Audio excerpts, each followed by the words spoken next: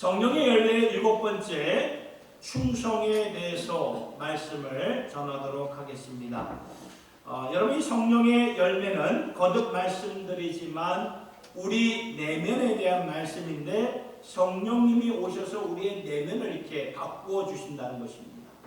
성령님이 오셔서 우리의 내면을 바꾸어 주신다는 것은 우리를 예수 안에서 새롭게 만드신다는 그 말이에요. 우리의 성품, 우리의 캐릭터를 바꾸어 주신다는 그 말이죠. 여러분, 우리의 기질이 있어요. 사람마다 다 기질이 있죠. 기질은 우리가 태어나면서부터 그 기질을 갖고 사는 것이지만 성품은 성령 안에서 우리를 변화시키는 것입니다. 그래서 성령의 열매는 처음부터 변화된 그리스도의 성품을 반영하는 우리의 모습인데요. 그래서 성령의 열매 우리가 보았듯이 첫 번째부터 사랑, 희락, 기쁨이죠. 화평, 오래 참음, 평안이죠. 오래 참음, 자비, 양선, 선하심이죠. 그리고 오늘은 충성이 됩니다. 7번째 열매. 근데 이 충성을 영어로 보니까 뭐라고 적혀 있죠? faithfulness라고 적혀 있습니다. 문자 그대로 번역을 하면 충성이 맞아요. 그런데 여기 본문에서 우리에게 전달하시고자 하는 의미는 충성이 아니라 제가 가로친 신실함을 말해주고 있습니다. 이 차이점을 간단하게 우리가 설명을 드리고자 하면은 충성은 우리가 어떠한 열정을 가지고 그리고 결단하면서 이를 악물고 지켜나가는 것이 충성이에요. 충성. 그러니까 내면에 어떠한 성품의 변화이기보다도 우리의 열정, 희생적인 그러한 충성, 마치 신하가 임금을 충성되게 섬기듯, 그리고 군대에서 하사가 상사에게 이렇게 충성하듯이 희생하면서 자신을 드리겠다, 열정적으로 헌신하겠다, 그러한 뜻이 충성이 아니겠습니까? 물론 이것도 중요한 덕망입니다. 충성이라는 그것도. 그리고 성경을 보면 충성에 대한 말씀이 많이 나와요. 고린도전서 4장 2절의 말씀을 보니까 맡은 자들에게 구할 것은 뭐라고 말하죠? 충성이라고 말해요. 맡은 자들에게 구할 것은 충성이다. 이것도 하나님께서 우리에게 분명히 주신 말씀이지만 그러나 오늘 본문에서 말씀하고 있는 이 충성은 신실함, 내면에 관한 그런 말씀입니다. 내면에서 우러나오는 우리의 성품이라고 보았을 때에 더 와닿는 그런 번역의 뜻은 신실함이 된다. 신실함. 그래서 우리말 성경에 오늘날 현대어를 보면 충성이라 나오지 않고 신실함으로 이렇게 바뀌어서 나오는 그런 우리나라 말 현대어 성경을 보게 됩니다. 왜냐하면 이것이 더 맞는 번역이 되기 때문입니다. 그래서 하나님은 신실하십니다. God is faithfulness. 이게 더 마음에 와닿죠. 하나님은 신실하신 하나님. 하나님은 충성이십니다. 여러분 신앙생활하면서 이렇게 들어보셨나요? 저는 못 들어봤습니다. 하나님은 충성이십니다. 하나님은 신실하신 하나님. 그렇죠? 신실하신 하나님. 그래서 우리의 내면의 모습, 성품의 모습을 가리키는 것이 7번째 성령의 열매가 되는 것이죠. 여러분 이 신실한 사람들을 보면 우리가 살다 보면 참 신실한 분들이 있잖아요. 그러한 분들을 보면 어떤 마음이 생기나요? 저분은 내가 신뢰할 수 있는 분이구나. 믿을 수 있는 분이구나. 저분은 내가 믿고 따를 수가 있는 분이구나. 하나님의 신실함을 그렇게 말하듯이 우리 또한 이 세상에서 신실한 하나님의 사람으로 살아가는 것은 세상 사람들이 보고 믿고 신뢰하고 따를 수 있는 그러한 성품, 그러한 가치관을 갖고 사는 사람들이 되라는 그러한 말씀이죠. 이런 모습이 오늘 우리 자신에게서 보여지고 계십니다. 세상 사람들이 여러분들을 보면서 당신은 저분은, 저 장로님은, 저 집사님은, 저 권사님은, 저 성도님은 내가 믿고 따를 수 있는 분이구나. 그러한 모습이 오늘 우리에게서 보여지고 계십니까? 그러한 모습이 반드시 보여져야 된다는 것입니다. 매일의 삶이 참 분주하게 살고 분주하게 신앙생활했던 우리 자신을 돌아보면서 우리 내면에, 자신의 내면을 좀 돌아봐야 됩니다. 성령께서 내 안에 새롭게 세우시고자 하는 그러한 성품이 우리에게 있는지, 하나님의 성품을 닮아가는 신실한 사람의 그런 모습이 보여지고 있는지, 여러분, 하나님의 모든 성품이 그러하듯이 우리가 그 성품 닮기를 사모해야 되고, 하나님은 사모해야 되고 주목해야 된다는 거예요. 왜냐하면 성령님은 인격체가 되신 성령님이 되신 인격체가 되신 성령님. 그렇기 때문에 우리가 사모하지도 않고 주목하지도 않는데, 하나님은 그냥 이렇게 떠밀듯이 당신의 성품을, 성령의 열매들을 주시지 않아요. 우리가 성령의 열매들을 사모할 때, 디자이어할 때, 갈망할 때에 성령님이 오셔서 우리의 내면을 바꿔주신다. 그래서 우리가 성령님 나를 좀 이렇게 좀 변화시켜 주세요. 바꿔주세요. 자신을 들이며 우리가 묵상을 해야 돼요. 깊이 묵상을 해야 된다는 것입니다. 그럴 때 성령께서 우리 안에 변화를 허락해 주신다는 것이죠. 여러분, 오늘 우리가 본문으로 삼은 이 예레미야 애가서의 말씀, 이 말씀을 보면은 여호와의 자비와 긍휼이 무궁하심으로 우리가 진멸되지 아니함이니이다. 이것이 아침마다 새로니 주의 성실이 크도소이다. 이 말씀은 말씀 그대로 예레미야 선지자가 쓴 애가서입니다. 그때 이 상황을 보면, 그때 유대 백성들이 나라를 잃었고 성전을 잃고 바벨론으로 포로로 잡혀가는 그런 상황, 마치 우리나라 이 백성들이 일본의 식민지가 되었던 그러한 모습을 연상하면 되겠습니다. 얼마나 막막했을까요? 얼마나 두려웠을까요? 나라 잃고 포로로 잡혀가는데, 그렇잖아요. 무슨 소망이 자신과 자녀들에게 있겠습니까? 그런 가운데 쓴 예레미야 애가의 말씀인데, 좀 전에 우리가 함께 읽은 이 말씀, 예레미야 애가 3장 21절부터 23절의 말씀은 어떠한 애도의 슬픔에 잠긴 그러한 말씀이 아니라는 것입니다. 슬퍼하는 말씀이 아니에요. 여기서는, 이 말씀에서는 희망찬 그런 소리가, 찬양의 소리가 들려지고 있어요. 왜 그렇습니까? 왜 그럴까요?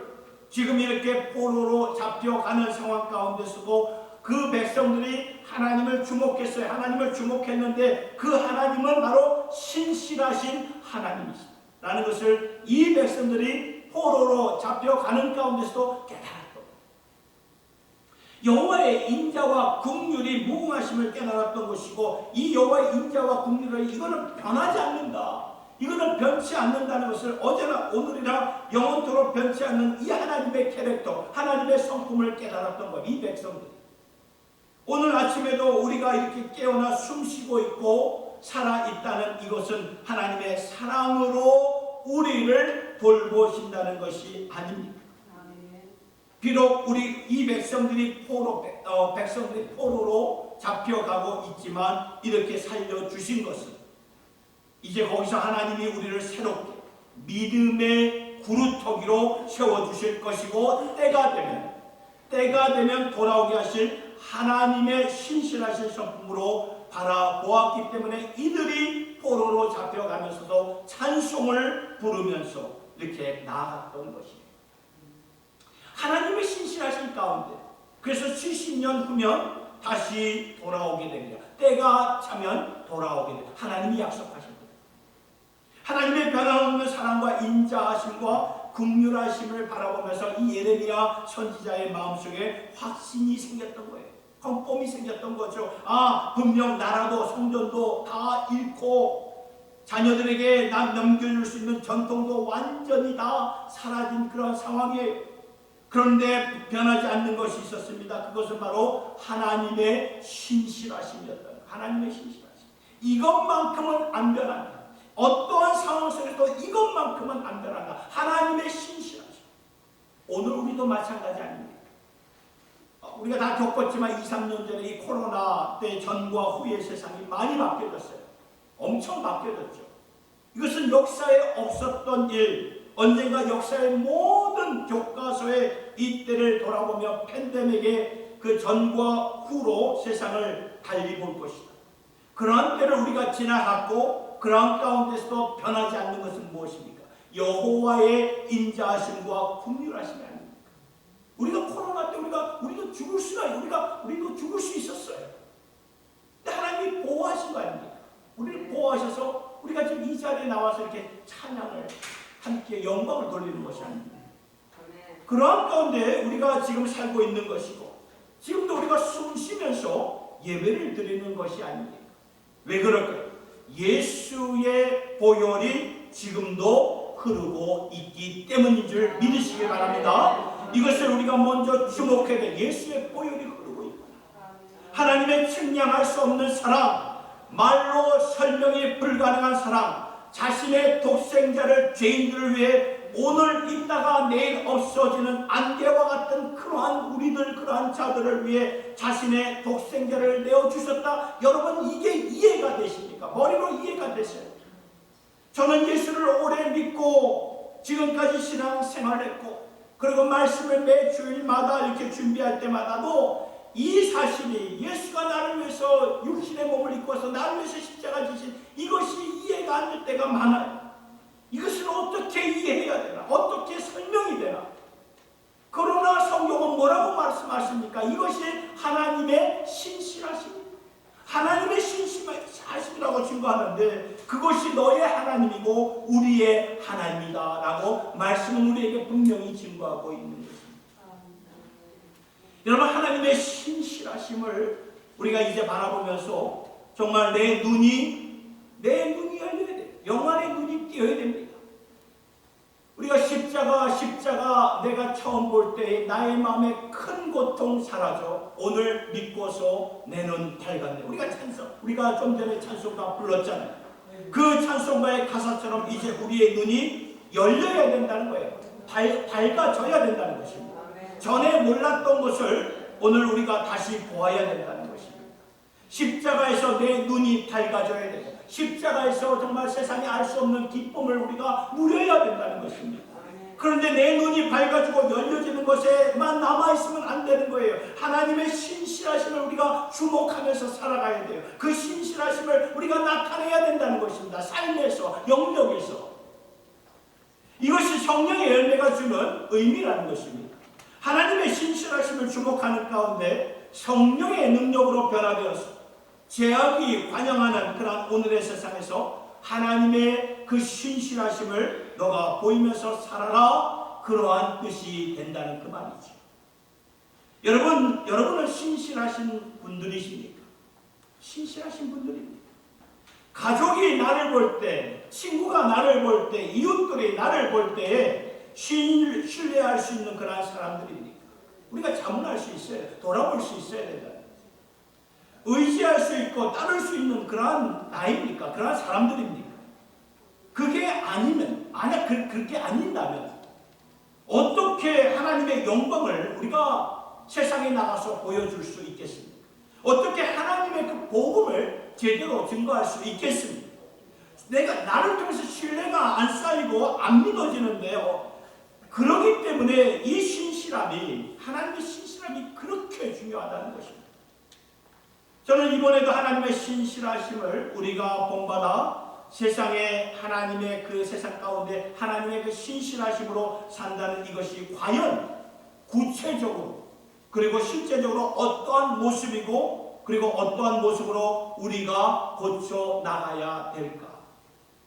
오늘 이 말씀이 여러분 그냥 추상적이 아니라 실제적이에요. 실제적이고 구체적으로 전하고 싶은 거예요. 하나님의 신실하심을 닮은 사람들이 어디에 있는 것입니까? 묵상하는 가운데 본문으로 삼은 시편 15편에서 한 사람이 생각이 나요. 15편의 말씀을 쭉 읽으면 여호와여 주의 장막에 머무를 자 누구? 주의 성산에 사는 자 누구오리까? 1절을 보면 이렇게 나오고 있는 거예요. 그렇죠? 하나님의 장막에 사는 자가 누구일까? 여러분, 하나님의 장막은 바로 하나님의 임재가 거하는 곳이 하나님의 장막을 말하는 것입니다. 하나님의 영광이 머문 것을 뜻하는 것이죠. 그러니까 하나님과 동행하는 자, 하나님의 성산에서 동행하는 자는 어떠한 사람입니까? 라고 질문을 쏟아내면서 2절부터 시편 15편 2절부터 그 사람이 어떠한 사람인가를 쭉 설명해 주시는데 보세요. 정직하게 행하며 공의를 실천하며 그의 마음에 진실을 말하며 그의 혀로 남을 허물하지 아니하고 그의 이웃에게 악을 행하지 아니하며 그의 이웃을 비방하지 아니하며 그의 눈은 망령된 자를 멸시하며 여호와를 두려워하는 자를 존대하며 그의 마음에 서운한 것은 해로울지라도 변하지 아니하며 이자를 받으려고 돈을 구워주지 아니하며 뇌물을 받고 무죄한 자를 해하지 아니하는 자이니 이런 일을 행하는 자는 영원히 흔들리지 아니하리라. 여기서 하나님과 동행하는 사람, 하나님을 가까이에서 하나님을 주목하는 가운데 그분의 모습과 신실함을 따라 사는 사람이 어떠한 사람인가 구체적으로 말씀해 주고 있지 않습니까? 이 말씀을 통해 두 가지를 여러분들과 함께 나누고 싶은데요. 세상이 정말 우리를 보고 정말 신뢰할 수 있겠구나, 하나님의 신실하심을 우리를 통해서 증거할 수 있겠구나, 그 두 가지의 모습이 무엇인가? 첫째는 이것입니다. 말에 책임을 지고 우리가 살아야 된다. 이게 중요해요. 우리 믿는 자로서 우리가 말을 뱉었으면 그 말에 대한 책임을 지고 살아야 돼. 책임을 지고. 오늘 주신 말씀을 보니까 하나님과 동행하는 자, 장막에 거하는 자가 누구입니까? 그렇죠?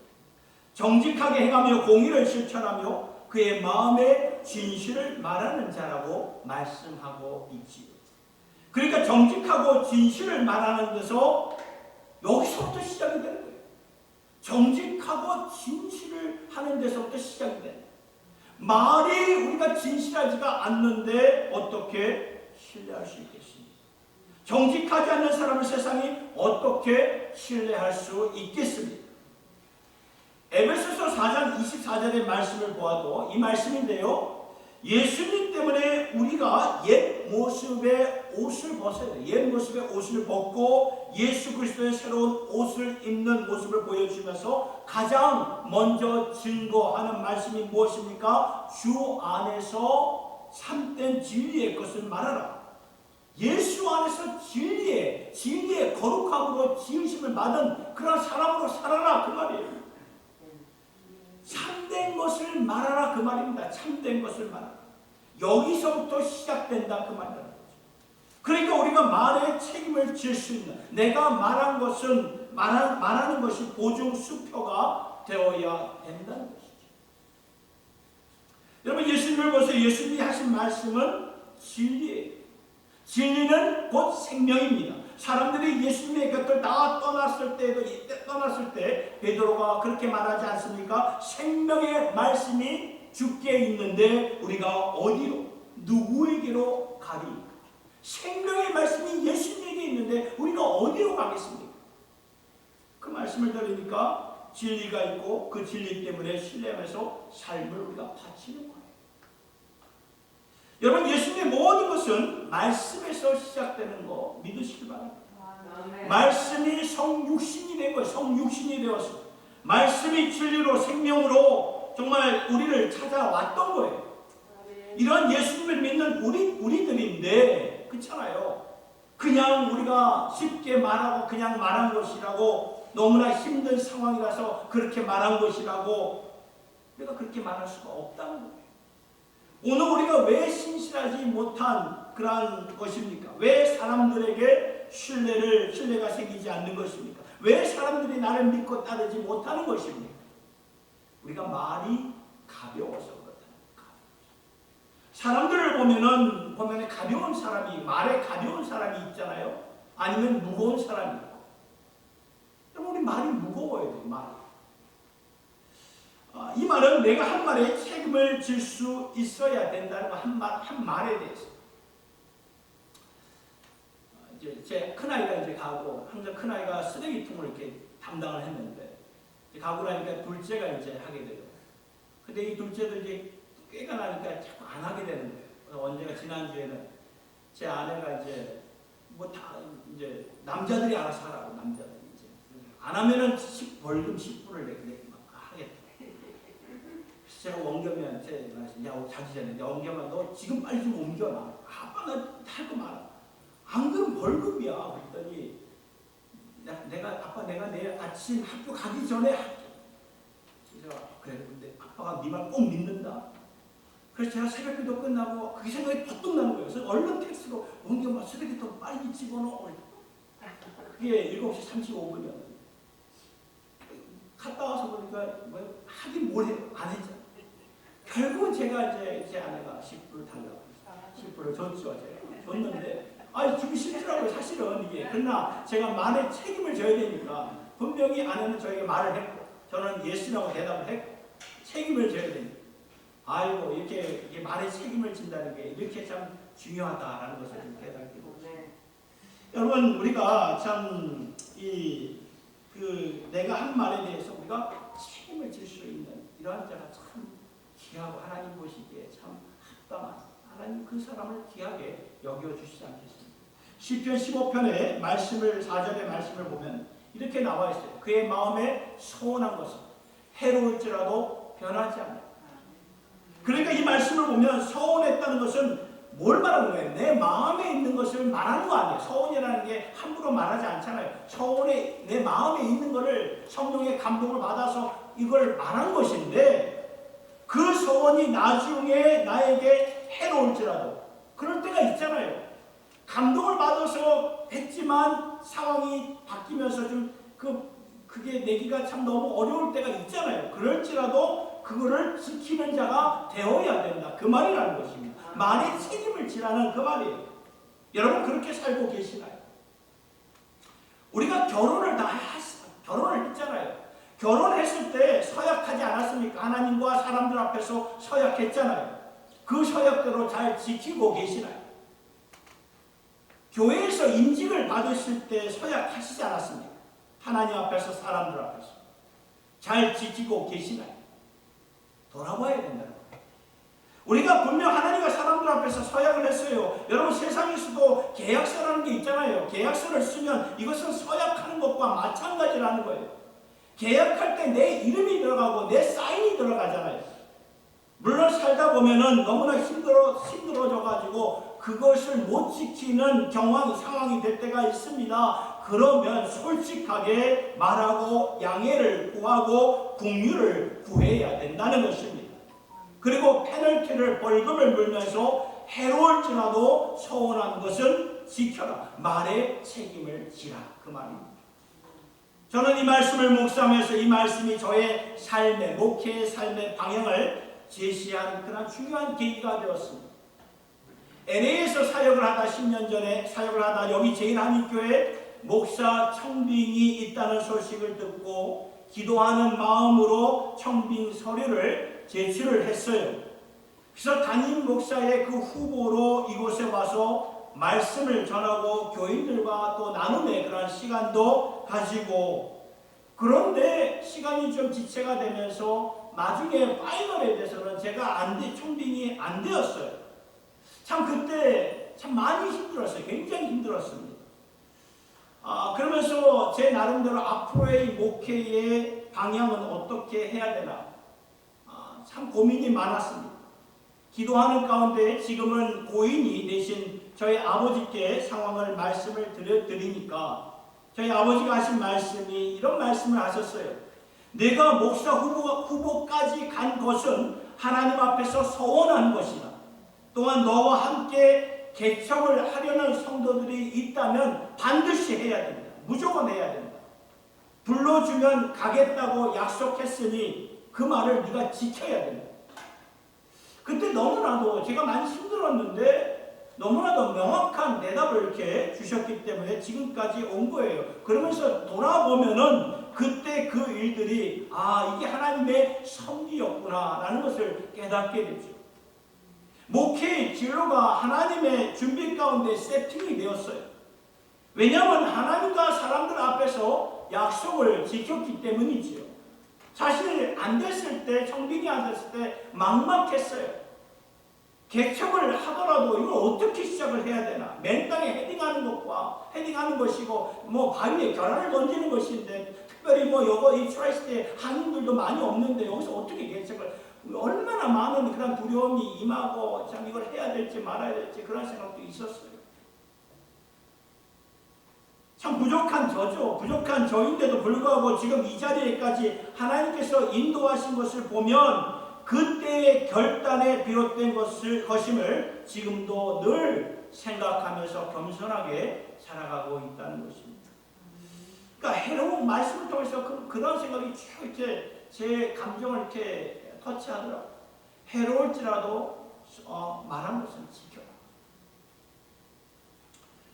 오늘 아침에 우리 장로님 많이 힘들어서 어제부터 갑자기 이렇게 이게 통증이 돼가지고 막 여기 전신이 막 이렇게 꼼짝을 하지 못하는 그런 상황이 됐다고 이렇게 연락을 받았어요. 그래서 교회 오기가 너무 힘들 수도 있다고 이렇게 얘기를 들었는데 참 이렇게 오셔서 감사합니다. 막 아침에 일어나서 막 맨솔 다 바르시고 그래서 내 냄새 때문에 어떻게 이게 성도들에게 피해가 되면 안 되겠다 해서 그것도 많이 고민도 하시고 그래서 제가 그럴지라도 오셔서 함께 예배 드리십시오. 이렇게 오셨는데 감사합니다. 우리 장로님이 언제 이제 초창기 함께 이렇게 사역을 했어요. 같이 사역을 하는 동안에 저에게 이런 말씀하셨어요. 주일 예배 꼭 참석하겠습니다. 그런 말을 하셨는데 언젠가 겨울에 이제 장로님이 이제 아리조나로 이제 휴가를 가셨어요. 휴가를 가시면 한 2주 이렇게 3주 이렇게 있다 오시거든요.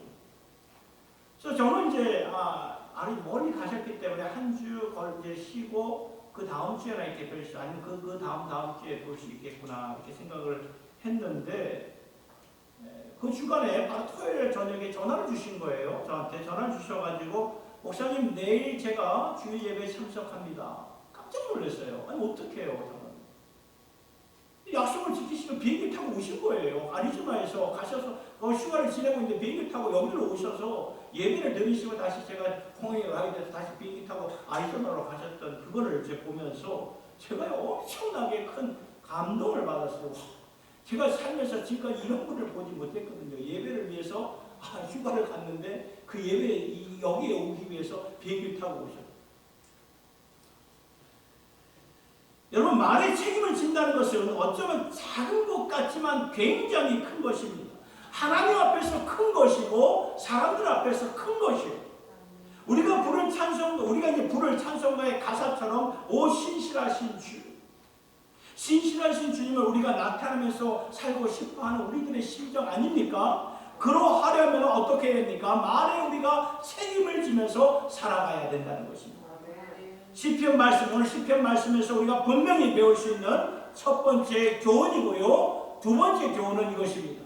후히 베풀며 사는 자가 신실함을 따라 살아가게 된다는 것입니다. 여기 하나님과 동행하며 하나님의 성품으로 사는 자를 보니까 남을 위해서 남을 블레싱하기 위해서 축복하기 위해 살고 있는 모습을 보게 되는 것이죠. 3절을 볼까요? 시편 15편 3절의 말씀을 보니까 그의 혀로 남을 허물하지 아니하고 그의 이웃에게 악을 행하지 아니하며 그의 이웃을 비방하지 아니하며. 그러니까 이 말이 뭐예요? 그 남을 헐뜯거나 비방하지 않는다 그 말이죠. 왜냐하면 남들을 향상시키고 축복하면서 사는 것이 하나님이 우리를 축복하시며 우리의 삶을 윤택하게 하신 것처럼 그렇게 사는 것인데, 중요한 것은 남을 비방하지 않고 남을 허물하지 않는 것. 그러니까 수동적인 면에서 남아있지 말고 5절을 통해서 보니까 능동적으로 적극적으로 어떻게 보이냐면은 이자를 받으려고 돈을 꾸어주지 아니하며 뇌물을 받고 무죄한 자를 해하지 아니하는 자. 여기 보면은 물질과 재물에 눈이 어두운 사람이 아니죠. 이 말씀을 보면은 절대로 물질에 매여 있는 사람이 아니라는 것을 보게 됩니다. 도리어 후히 베푸는 그러한 사람이구나라는 것을 보게 되죠. 저는 이 말씀을 통해서 모세 오경에서 주신 율법을 보면은 하나님께서 이렇게 말씀하셨어요. 너희 형제들에게 이자를 받지 말라고 하셨지만은 그러나 이방인들에게는 받을 수가 있다. 이자를 받을 수 있다. 모세 오경에서 그렇게 말하고 있어요. 그런데 이 시편의 말씀을 보면서 여기 시편 기자는 하나님과 동행하면서 그 율법의 그 이상으로 더 나아가는 모습으로 보게 되지 않습니까? 그러니까 구별해서 누구에게는 이자를 안 받고 누구에게는 이자를 받는 그러한 모습이 아니라 모두에게 이자를 받지 않고 후히 베풀고 주는 그러한 모습, 율법의 가르침 그 이상으로 하나님을 따랐던 그런 시편 기자의 고백을 보게 되지 않습니까? 여러분 대표적으로 삭개오가 그러한 삶을 살지 않았습니까? 예수님을 그가 만나게 되었을 때 그 삭개오의 반응이 놀라웠어요. 그러면서 예수님, 내가 그동안 세리인으로서 잘못 거둔 것이 있으면 4배로 갚겠습니다.